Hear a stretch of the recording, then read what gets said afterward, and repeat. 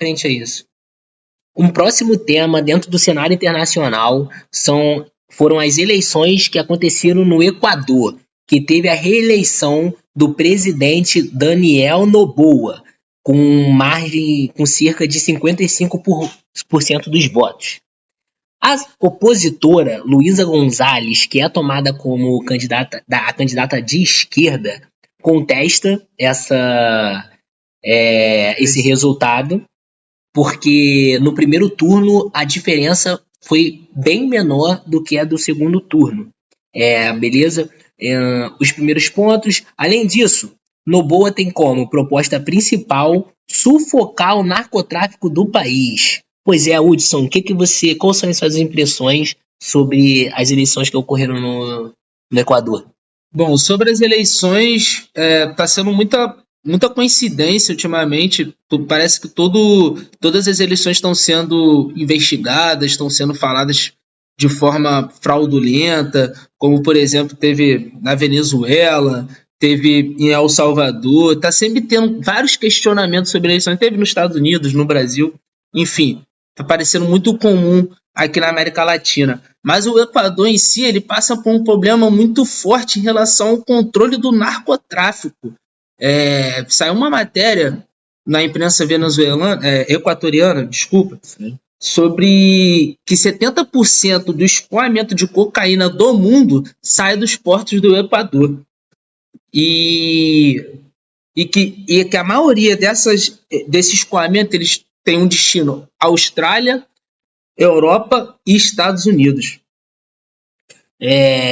Então, e como que o Noboa ele está lidando com essa situação?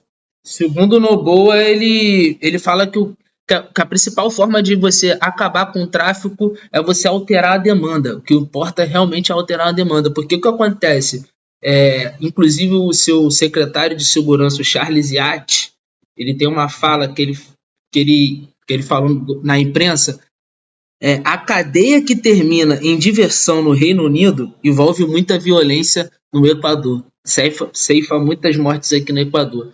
E ele fala que há um alto envolvimento de jovens, principalmente depois da pandemia, com a crise, se envolvendo com o crime, porque no Equador está se formando essa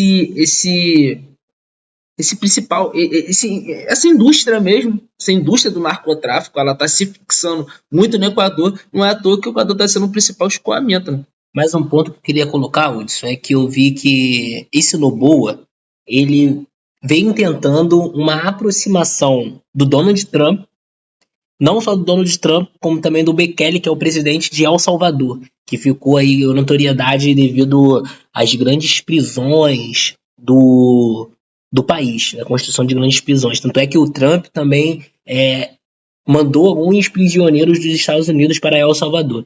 Pois é, mas vamos ver como vai ficar essa questão lá das eleições no Equador, contestada, mas a gente espera que essa questão do narcotráfico no nosso continente diminua. E continuando falando sobre os nossos amigos latinos, né? Tem a questão da Nadine, o pedido de asilo político da Nadine Heredia, ex-primeira-dama do Peru, ao governo brasileiro, que foi concedido. Inclusive ela já está aqui, já se encontra em terras brasileiras. Só para contextualizar, a Nadine Heredia, ela é casada com Ollanta Humala, o ex-presidente do Peru. Ele foi presidente durante os anos de 2011 a 2016. Eles foram condenados a 15 anos de prisão por lavagem de dinheiro. Inclusive, esse caso envolve a construtora Odebrecht e também envolve a Lava Jato. Essa investigação começou no período também da Lava Jato, e lá no Peru já teve prisões de ex-presidentes.